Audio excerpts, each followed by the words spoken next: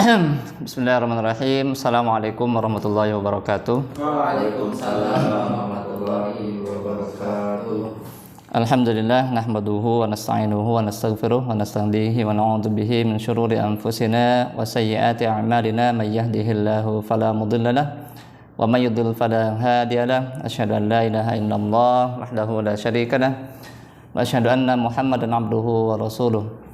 Qala Allah ta'ala fil Qur'anil Karim, a'udzu billahi minasyaitonir rajim. Ya ayyuhalladzina amanu taqullaha haqqa tuqatih wa la tamutunna illa wa antum muslimun.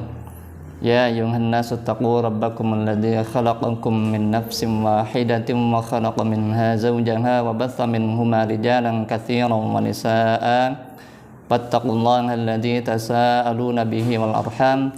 Innallaha kana 'alaikum raqiba. Ya ayyuhalladzina amanu taqullaha wa qulu qawlan sadida yuslih lakum a'malakum wa yaghfir lakum dhunubakum wa may yuti'illaha wa rasulahu faqad faza fawzan 'azima. Amma ba'd, qala Nabi sallallahu alaihi wasallam ittaqillaha haitsu ma kunta wa atbi'is sayyi'ata hasanata tamhuha wa khaliqin nasa bi khuluqin hasan. Wa qala aydha man kana yu'minu billahi wal yawmil akhir falyaqul khairan aw liyasmut. Wa man kana yu'minu billahi wal yawmil akhir falyukrim dhaifahu wa man kana yu'minu billahi wal yawmil akhir falyukrim jarahu. Rawahu Bukhari. Alhamdulillah, puji dan syukur marilah kita panjatkan kehadirat Allah Subhanahu wa taala yang pada kesempatan pagi ini kita sekalian masih diberikan kesempatan berupa umur, berupa kesehatan, sehingga dengan umur dan kesehatan ini kita masih bisa melanjutkan aktivitas, menambah amal soleh, ya. Menambah amal soleh, dan yang terutama adalah di samping kita masih diberikan umur, masih diberikan kesehatan, sampai dengan pagi ini kita masih ada dalam keadaan iman dan Islam. Sebagaimana salah satu doa Rasulullah SAW di setiap pagi, ya, setiap pagi atau petang beliau senantiasa mendawamkan doa, asbahna ala fitratil Islam wa ala kalimatil ikhlas wa ala dini nabiyyina Muhammadin sallallahu alaihi wasallam wa ala millati abina Ibrahim hanifan wa ma kana minal musyrikin. Kalau sore, amsayna ala fitratil Islam wa ala kalimatil ikhlas wa ala dini nabiyyina Muhammadin sallallahu alaihi wasallam wa ala kalimatil ikhlas, dan seterusnya. Ini patut kita syukuri ya teman-teman semua. Kita dibangkitkan kembali oleh Allah Subhanahu wa taala, dihidupkan kembali setelah kita tadi malam tidur dalam keadaan sehat, dan yang terutama adalah dalam keadaan kita masih membawa iman dan Islam. Kita wajib bersyukur, dan mari kita gunakan kesempatan ini semua dengan sebaik-baiknya supaya kita bisa benar-benar menjalani amanah berupa kehidupan yang masih Allah berikan ini dengan sebaik-baiknya, dan kemudian ketika kemudian nanti jatah umur kita di dunia ini habis, ya, kita sampai pada waktunya, sampai pada ajalnya, kita berpisah dari alam dunia ini, kemudian berjumpa dengan Allah Subhanahu wa taala dengan membawa iman dan Islam, ya, dengan membawa iman dan Islam. Maka dari itu mari kita perbanyak doa, Allahumma ij'al khairu umri akhirahu wa khairu amali khawatimahu wa khairu ayyami yauma alqaka fi. Ini doa meminta husnul khatimah ya teman-teman semua. Kemudian yang kedua, salawat dan salam semoga senantiasa dilimpah curahkan kepada habibana wa nabiyana Muhammad sallallahu alaihi wasallam, dan kepada para keluarganya, para sahabatnya, ke segenap tabi'in, tabi'un tabi'in, serta mudah-mudahan sampai kepada kita sebagai umatnya. Amin ya rabbal alamin. Baik teman-teman semua yang dimuliakan Allah Subhanahu wa taala, tadi ada informasi Ustaz Atep tidak bisa mengisi kajian tahsin ya, dikarenakan ada satu hal yang perlu diselesaikan. Maka dari itu pada kesempatan pagi ini saya mengganti posisi beliau, tapi tentunya saya tidak akan menyampaikan tahsin sebagaimana yang sudah biasa disampaikan Ustaz Atep, karena itu bahasan Ustaz Atep khusus ya. Sebetulnya supaya nanti ada hanca khusus gitunya, hanca khusus Ustaz Atep itu. Nah, insya Allah pada kesempatan pagi ini saya ingin menyampaikan beberapa nasihat yang diambil dari mutiara hikmah yang telah disampaikan 14 abad yang lalu oleh Rasulullah Sallallahu Alaihi Wasallam. Ya. Jadi kalau tahsin kita fokusnya pada pembacaan dan pembetulan Al-Quran, ya lebih kepada bagaimana kita mencintai Al-Quran. Maka pada pagi hari ini kita akan mencoba bagaimana kita juga mencintai kalam-kalam Rasulullah Sallallahu Alaihi Wasallam, yaitu mempelajari hadis-hadisnya, ya. Hadis-hadis Rasulullah Sallallahu Alaihi Wasallam. Baik, sebelumnya barangkali ada yang belum tahu apa itu hadis. Apa itu hadis, teman-teman? Bapak Ibu sekalian, Pak Muhlis, ma makna hadis? Hadis itu adalah yang disampaikan, kalam yang disampaikan oleh para nabi atau rasul ataupun bisa dibilang. Ya, betul, tapi belum sempurna. Maka ada lagi, apa itu hadis? Bu Rizka, apa itu hadis? Sesuatu apa? yang disabdakan oleh Rasulullah, Ya. baik dalam ucapan, tindakan, atau pembiaran. Ya, Masya Allah, ya. Terima kasih Pak Kaprodi. Hebat. Hebat. Pak Kaprodi BD ya. Harus hebat. Ini Kaprodi tapi santri, jadi seperti ini bisa menjawab. Alhamdulillah. Baik, jadi hadis itu sebagaimana tadi dikatakan Pak Muhlis dan juga dilengkapi oleh Pak Abdul Aziz, bahwa hadis itu adalah apa? Perkataan, perbuatan, dan ketetapan dari Rasulullah Sallallahu Alaihi Wasallam. Jadi melihat dari definisi ini ada 3 kategori hadis. Ada hadis berupa qauliyah atau ucapan, ya, seperti hadisnya qala Rasulullah Sallallahu Alaihi Wasallam. Berarti ini hadis berupa ucapan. Ya. Ada hadis berupa perbuatan, ya. Hadis berupa perbuatan. Contohnya apa? Shallu kama ra'aitumuni usolli. Salatlah kamu sebagaimana melihat aku salat. Ya, ini berarti hadis berupa perbuatan. Atau hadis berupa ketetapan atau takririyah, ya. Takririyah, hadis berupa ketetapan atau pembiaran, yaitu tindak tanduk perbuatan para sahabat, ucapan para sahabat yang dibiarkan oleh Rasulullah Sallallahu Alaihi Wasallam, itu dikoreksi gitu. Artinya dibiarkan itu berarti Rasulullah menyetujui perbuatan tersebut, ya, perbuatan tersebut. Nah, ini namanya takririyah. Bapak Ibu yang dimuliakan Allah Subhanahu Wa Taala, Quran dan hadis ini merupakan pegangan kaum muslimin, ya. Pegangan kaum muslimin yang mana wajib bagi kita menjadikan Al-Quran dan juga hadis sebagai alat untuk mengarahkan hidup kita, ya. Sebagaimana Rasulullah SAW pernah memberikan nasihatnya kepada para sahabat, bahwasanya kita diwajibkan untuk berpegang teguh dengan Al-Quran dan juga hadis, ya. Alaikum bisunnati wa sunnatil khulafair rasyidina min ba'di addu bin nawajib, ya. Atau taraktu fikum amrayni ma in tamassaktum bihima lan tadillu abada, kitaballah wa sunnata rasulih. Telah aku tinggalkan 2 perkara yang kalau kalian berpegang teguh dengan 2 perkara ini, kalian tidak akan tersesat. Kitaballah wa sunnata rasulih, yaitu Al-Quran dan hadis. Al-Quran dan hadis. Alhamdulillah kalau Al-Quran kita sudah sering berinteraksi dengan kajian tiap Jumat dengan Ustaz Atep, ya. Dengan tahsin ini kita mencoba untuk memunculkan rasa cinta terhadap Al-Quran, ya. Dan pada kesempatan kali ini saya akan mencoba menyampaikan beberapa nasihat dari Rasulullah SAW dalam hadis-hadis beliau. Hadis yang ingin saya sampaikan diriwayatkan oleh Imam Bukhari, ya, di mana di sini Rasulullah SAW berikan nasihat kepada kita perihal pentingnya kita menjaga keimanan, ya. Pentingnya kita menjaga keimanan, menjadikan keimanan sebagai suatu yang terinternalisasi dalam diri kita, dalam jiwa kita, ya. Dan ketika keimanan tersebut sudah menancap kuat dalam jiwa kita, maka akan terwujud dalam aktivitas keseharian kita, ya. Apa saja bukti ataupun wujud bahwasanya seseorang itu sudah memiliki keimanan yang kuat, ya, keimanan yang tertancap seperti itu. Mari kita lihat apa yang disampaikan Rasulullah SAW. Yang pertama, man kana yu'minu billahi wal yaumil akhir falyaqul khairan aw liyasmut. Ini yang pertama.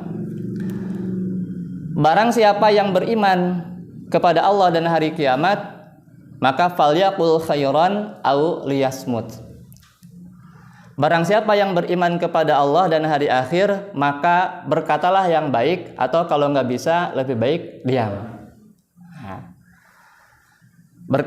berkata yang baik atau nggak bisa lebih baik diam ini membutuhkan pengorbanan yang luar biasa, teman-teman semua. Kalau misalkan tidak ada keimanan menancap, ini susah, ya, lumayan sulit untuk kita senantiasa menjaga ucapan kita pada apa yang diinginkan oleh Allah Subhanahu wa taala, ya.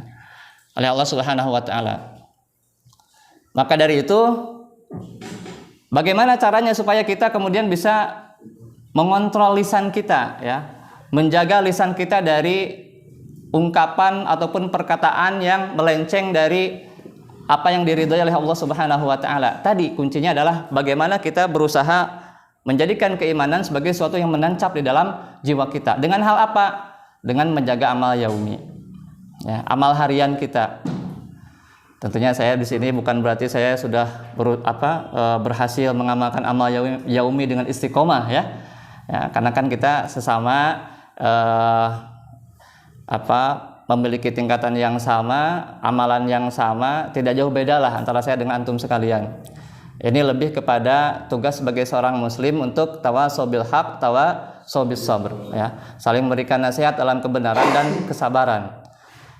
Supaya keimanan tersebut menancap adalah dengan kita menjaga amal yaumi, ya. Amal yaumi itu apa sih? Amal harian kita. Amal harian itu apa? Amal ibadah wajib dan juga sunnah, ya. Amal ibadah wajib dan juga sunnah.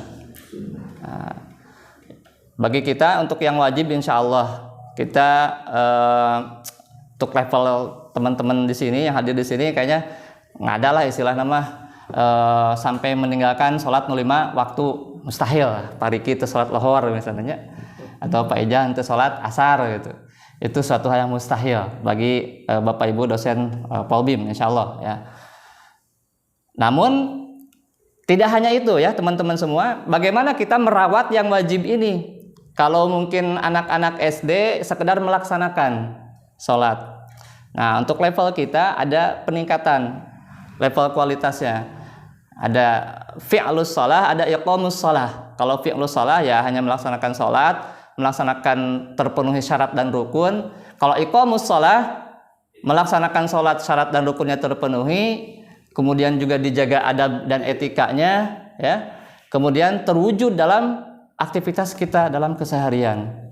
Nah, kan geningan dina ayat 45 surah Al-Ankabut disebutkan innas salata tanha 'anil fahsya'i wal munkar. Sudah tahu kita semua, ya. Bahwasanya salat itu bisa mencegah pelakunya dari apa? Perbuatan keji dan mungkar. Nah, ini harus terwujud. Bukti bahwa kita ini sudah iqamus shalah, kita bisa menjadikan sholat sebagai filter, ya, sebagai filter dari melakukan hal yang sia-sia, terlebih lagi perbuatan yang dosa. Tuh. Nah, kembali kepada tema apa yang disampaikan Rasulullah tadi, bahwa ciri bahwasanya sudah tertanam nilai keimanan dalam jiwa seseorang, dia mampu mengontrol lisannya, ya. Mengontrol lisannya dari sesuatu yang sia-sia. Dari apa saja kita perlu menjaga lisan kita? Pertama, kita perlu menjaga lisan dari setiap perkara yang mengandung unsur kesyirikan, ya. Dari mengucapkan kalimat-kalimat yang bisa membatalkan keimanan dan keislaman kita, ya. Sok sanajan heureuy, hadenya sok sanajan heureuy. Bahkan mungkin teman-teman yang dulu waktu kecil pernah ngaji kitab Sulamut Taufik, ya. Pernah ya di sini? Pak Ajis pernah Sulamut Taufik? Pak Mulis kayaknya pernah, Pak Puji pernah, insya Allah, ya. Wanisa pernah? Sulamut Taufik, ya. Namanya ngadangu. Pak Riki? Ya, ini di kalangan Nahdien ada kitab Sulamut Taufik. Bu Rizka kayaknya pernah kalau di pesantren, ya. Pernah, ya. Dalam kitab Sulamut Taufik, di situ ada beberapa kategori riddah atau kategori murtad, ya. ada bentuk-bentuk murtad. Yang pertama ada yang namanya murtad ucapan, ya. Yang pertama murtad patekadan gitu nya.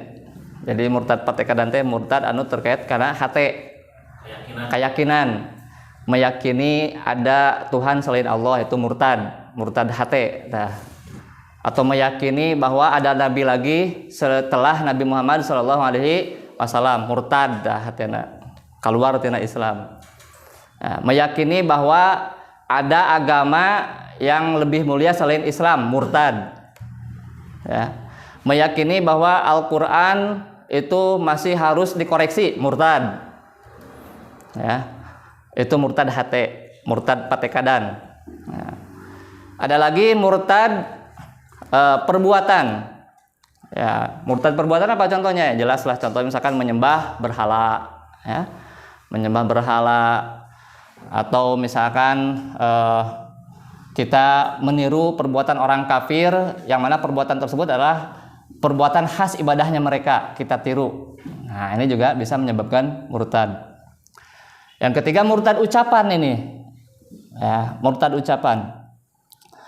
Murtad ucapan ini adalah perbuatan murtad yang ditimbulkan dari ucapan. Dan kebanyakan murtad ucapan ini dari istihza. Apa? Istihza ini guguyon, ya, bercanda tapi yang terlalu berlebih-lebihan, ya. Sebagaimana orang-orang munafik dulu ketika di Madinah, mereka biasa menjadikan Islam, menjadikan Rasulullah Shallallahu Alaihi Wasallam sebagai objek candaan, ya. Karena saking mereka benci terhadap Islam, terhadap Rasulullah, ya, mereka ketika mereka berkumpul dengan sesama mereka, biasa gitu kan, ketawa ketiwi yang serikeun kumaha Rasulullah dengan dakwahnya, dengan para sahabat. Jadi mereka menganggap Rasulullah dan para sahabat itu adalah sufaha. Ya, sufaha itu orang-orang yang lemah akal, ya, orang-orang yang bodoh. Ya.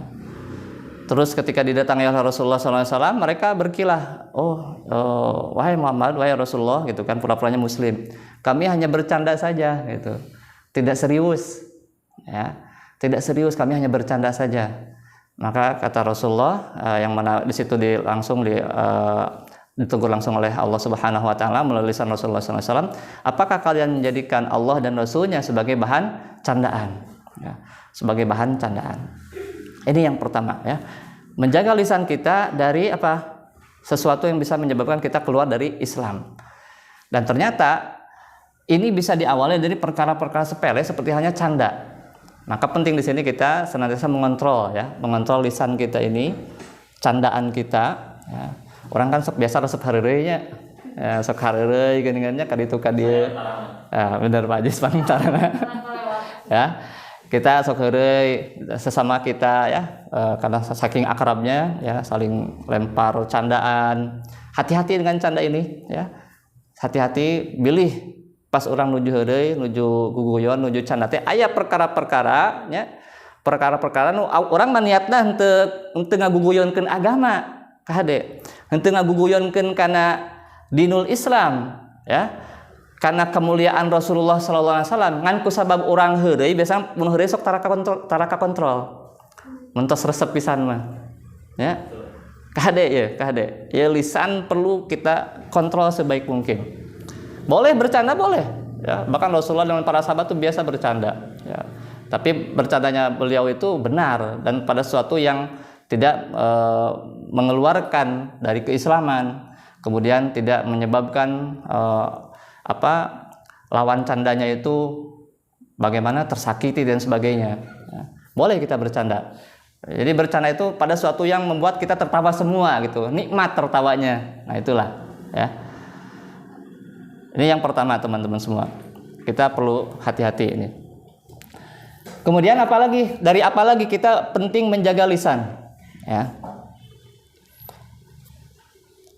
Itu yang paling pokok adalah tadi menjaga lisan dari sesuatu yang bisa mengeluarkan kita dari Islam atau murtad. Yang kedua adalah menjaga lisan, ya, menjaga lisan dari setiap perkara yang bisa menyebabkan permusuhan, ya, menyebabkan permusuhan. Di dalam Al-Qur'an surah An-Nisa ayat 1 ya. Allah Subhanahu wa taala memerintahkan kita untuk beriman kepada Allah, bertakwa kepada Allah, kemudian senantiasa menyambung tali silaturahmi. Ya, tali silaturahim. Artinya di sini kita dimotivasi oleh Al-Qur'an untuk senantiasa mempererat ukhuwah Islamiyah, ya, persaudaraan Islam. Persaudaraan Islam. Nah, jangan sampai ukhuwah Islamiyah yang kita bangun itu kemudian retak, ya, gara-gara ada benih-benih yang bisa memicu pada permusuhan. Apa saja benih-benih tersebut? Ya, diantaranya ya, yang sering disampaikan oleh Rasulullah SAW adalah kita penting berhati-hati dari ghibah. Ya, ghibah. Naon atuh ghibah teh? Gosip. Mahia ghibah, gosip. Ya, ghibah. Ghibah itu betul ya, membicarakan orang lain. Ya. Membicarakan orang lain yang kalau dia tahu kita membicarakan dia, orang itu nggak akan suka. Nah, itu namanya ghibah. Nah, itu namanya ghibah. Padahal orang kan gosip enak pisannya menggosip terus. Garuja. Nah, ini penting berhati-hati ya. Ketika kita menggosip si fulan, kita menggosip si fulan atau menggibah si fulan, keburukan-keburukan si fulan, ya, maka amal kebaikan kita itu disedekahkan buat dia. Dalam tanda kutip ya. Jadi amal kebaikan kita itu disedekahkan untuk si fulan tersebut. Ya, Masya Allah. Auto debitnya. Hati-hati ini ya, gibah ini. Apa bedanya gibah dengan fitnah? Coba teman-teman. Gibah mah lalu bisa jadi rada gibah. Jadi kalau gibah mah membicarakan kejelekan orang walaupun benar. Ya, betul. Kalau fitnah mah membicarakan kejelekan orang lain tapi tidak benar gitu. Ya, betul. Masya Allah. Master Profesor Gibah. Asik gorengan. Ya, betul ya. Itu kata Pak Ajis. Jadi ghibah itu membicarakan keburukan orang lain dan memang keburukan itu ada pada diri si fulan tersebut. Itu. Terus kalau fitnah membicarakan keburukan, tapi sebetulnya keburukan tersebut nggak ada pada diri orang tersebut, lebih kepada dengkinya kita. Sebab keheul kasih fulan tehnya difitnah we kurang teh. Ya, sama ghibah dengan fitnah itu dua-duanya menjadi dosa ya. Ya, sama. Berbahaya. Bahkan kalau fitnah itu ancamannya sampai orang tersebut tidak masuk surga ya. Tidak masuk surga. Kalau ghibah tadi ancamannya pahalanya auto debitnya Pak Jis. Auto debit katarik we terus. Nah, ini penting ya, teman-teman, penting ini menjaga lisan dari ghibah dan fitnah ini. Ya, jadi jangan sampai ketika kita diskusi, ketika kita berkonsultasi dan sebagainya, mungkin ada perkara-perkara yang memang harus kita buka ya, kadang-kadang seperti itu kan, harus kita buka, tapi sewajarnya, ya, sewajarnya saja, sewajarnya, jangan sampai kemudian terlalu dalam sampai masuk ke ghibah, apalagi fitnah, ya, fitnahnya lebih besar. Tapi bukan fitnah yang orang suka bilang dengan fitnah itu lebih kejam daripada pembunuhan ya, bukan itu. Kalau yang maksud dengan fitnah dalam ayat itu wal fitnatu asyaddu minal qatl, maksud fitnah di situ adalah fitnah ujian berupa peperangan ya, berupa peperangan, bukan fitnah dalam artian fitnah orang bahasa Sunda ya. Itu bukan nuduh. Itu yang kedua ya, penting kita menjaga lisan dari ghibah dan juga dari fitnah. Baik, untuk poin yang pertama dari nasihat Rasulullah adalah tadi man kana yu'minu billah wal yaumil akhir falyaqul khairan aw liyasmut. Ya. Jadi kalau kita nggak bisa berkata-kata baik, solusinya adalah diam. Para ulama mengatakan tidak ada ucapan, semua ucapan yang kita keluarkan ketika hidup di dunia itu akan dihisab, kecuali doa dan zikir. Ya, kecuali doa dan zikir. Jadi semua yang kita ucapkan itu akan dihisab teman-teman semua, akan ditanya oleh Allah Subhanahu wa taala. Ya. Maka dari itu penting kita menjaga ini. Dari tadi, dari syirik, dari ghibah dan fitnah. Yang ketiga dari berbohong nih, ya. Dari berbohong. Ini juga penting. Aduh, ya. Hati-hati dengan bohong, ya.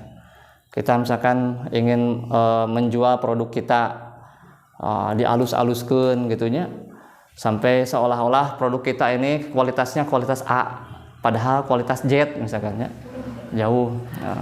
Atau original padahal KW5 misalkan. Nah, ini berbohong berarti. Kita dapat untung dari penjualan tersebut, maka keuntungan tersebut masuk kepada keuntungan yang haram. Ya.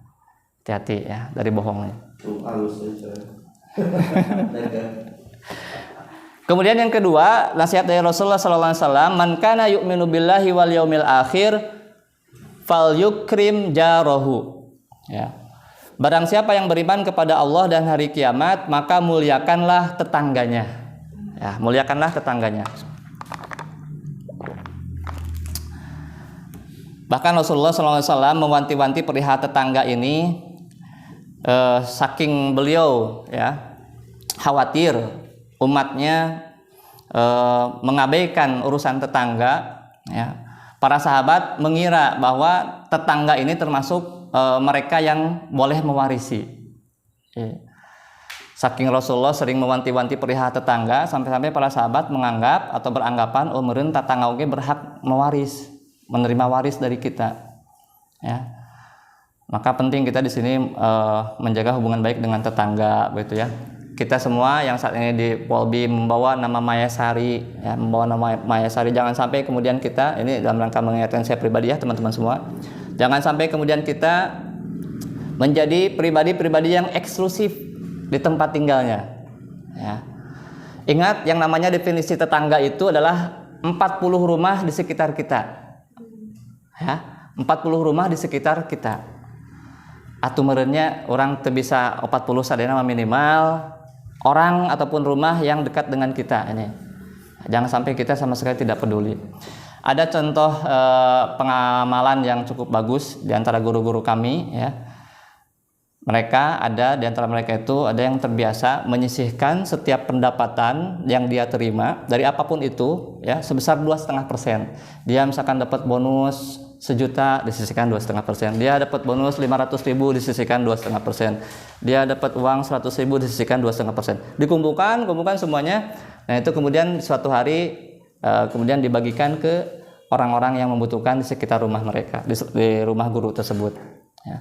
Ini bagus ya kalau misalkan kita amalkan ya teman-teman. Jadi untuk berinfak bersedekah itu saya kira kita nggak usah menunggu harus kaya ya, atau menunggu berkelimpahan. Ya. Toh dengan penghasilan yang biasa juga yang penting kita bisa memanagenya. Nah, di sini kan banyak pakar-pakar keuangan nih ya. Bisa nanti kita diskusi bagaimana pengelolaan keuangan keluarga ya. Bagaimana supaya kita bisa berinfak, bersedekah rutin terhadap orang-orang di sekitar kita. Ya, seperti itu. Kenapa Al-Mutakin? Ya, saya ngambil contoh Al-Mutakin. Ya. Di sini juga Pak Riki, Bu Anissa, ya, sama-sama keluarga besar Al-Mutakin. Bisa sampai sekarang menjadi institusi yang besar, ya, institusi yang cukup terpandang di Tasikmalaya.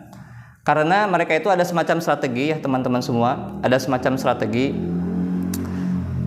Ada infak dan sedekah yang dikelola oleh institusi, kemudian infak dan sedekah itu disebarkan ke guru-gurunya untuk kemudian didistribusikan di lingkungannya, ya, di lingkungan sekitarnya. Sehingga kesana teh guru-guru atau pegawai Al-Mutakin mah balager gitu, atau Al-Mutakin itu sendiri, ya, itu kan langsung disuruh Al-Mutakin sih, di amplop nage gitu.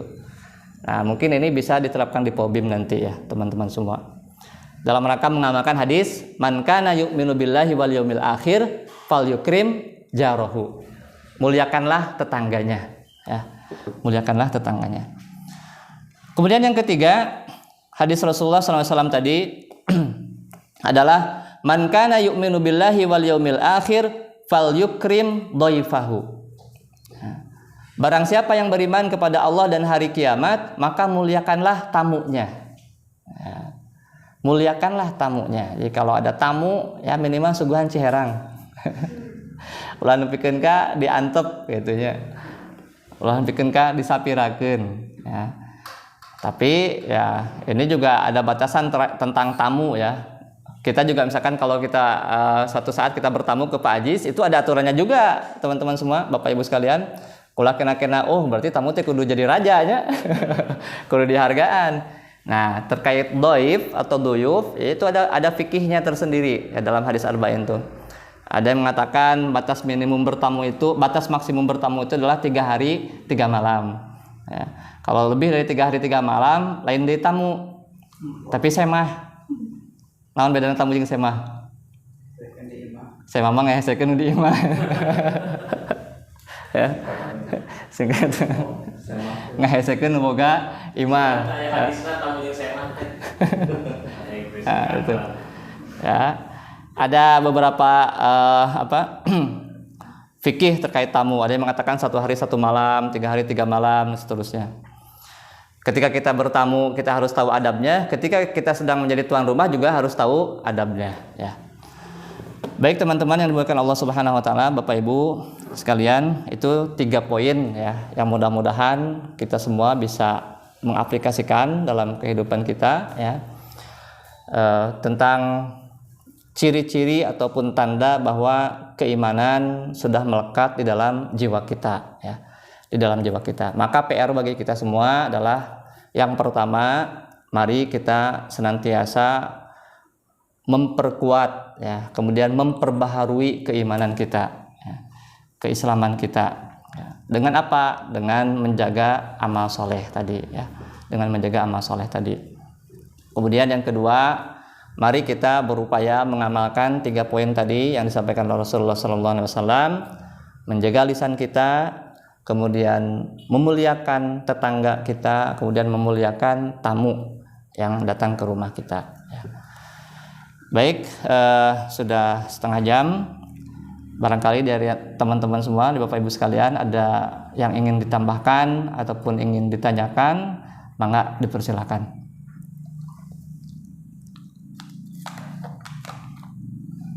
Cukup, insyaallah-nya. Tinggal praktekkan ya, Mbak. Saya ada 1 pertanyaan boleh? Oh iya, boleh. Masih ada waktu atau? Masih. Bisa. Oh. Ini mengenai tadi untuk hal menggibah ya, menggibah ataupun bisa dibilang karena diri gosip gitu.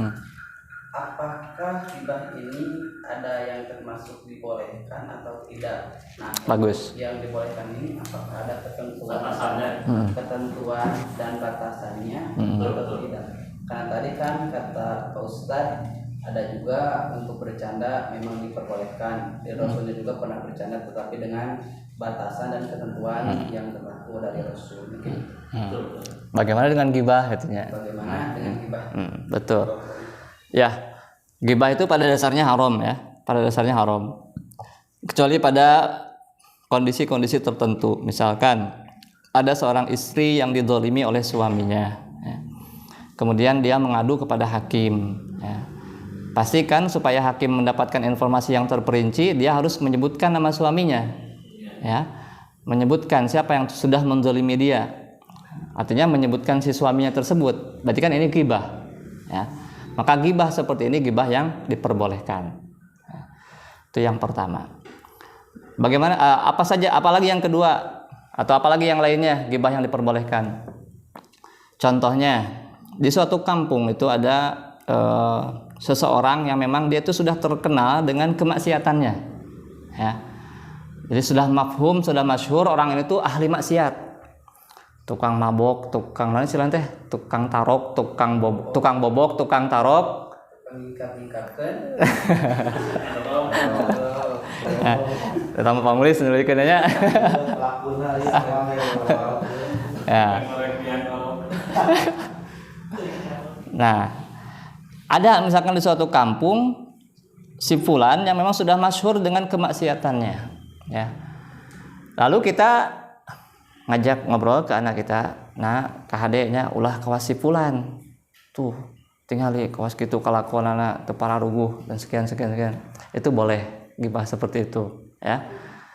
Contohnya gibah yang diperbolehkan poin yang kedua ini, Allah Subhanahu wa taala menggibah Firaun, menggibah Abu Lahab dalam Al-Qur'an. supaya kita jangan sampai meniru perbuatan Fir'aun, ya, meniru perbuatan Abu Lahab gitu. Itu ghibah yang diperbolehkan. Nah, lalu bagaimana solusinya? Misalkan kita berdiskusi, misalkan diskusi dan sebagainya, supaya nggak sampai kepada ghibah ini, ya. Ya, para guru sering menyampaikan supaya termasuk karena ghibah ulah disebutkeun ngaranna gitu. Si anu, si Fulan. Ya, ulah sok disebutkeun ngaranna gitu. Ya. Si pulang Gitu. Lamun misalkan orang perlu teuing misalnya perlu teuing urang teh. Lamun teu dibahas da ieu teh bakal goreng ya misalkan teh nya. Bakal teu jelas ya itu urang teh jalan suatu naon lah gitu nya. Kemaslahatannya bakal berkurang begitu. Nah, dalam kondisi terpaksa seperti itu, boleh kita mengungkapkan keburukan orang tersebut, ya, tapi jangan disebutkan namanya, ya, si Fulan aja lah, gitu. Si A, si B. Apa dengan inisial juga? Inisial, misalkan si Fulan. Tuh. Itu ghibah yang diperbolehkan. Ya. Terus kalau yang tidak diperbolehkan? Tadi jelas tadi tuh. Ada juga yang sebagian seperti ini, Pak Ustadz. Kita tuh ghibah ataupun bergosip nih, dengan keasikan berbicara menggosip itu bahkan membawa tema yang dibicarakan itu dengan dilandaskan ada sebagian kata berbohong. Ayah nggak boleh itu. Apakah itu dosanya jadi double atau tidak dengan dilandaskan membawa cerita supaya seru gitu orang lain tertarik dengan cerita kita dengan membawa cerita berbohong, apakah dosanya itu berdouble atau tidak? Dosa itu. Betul, tidak boleh ya. Jadi bercanda itu tidak boleh dengan bohong. Misalkan kita mengarang cerita ya, cerita kemudian cerita tersebut memang lucu, misalkan cerita lucu ya, melucu, tidak boleh. Tidak boleh memang.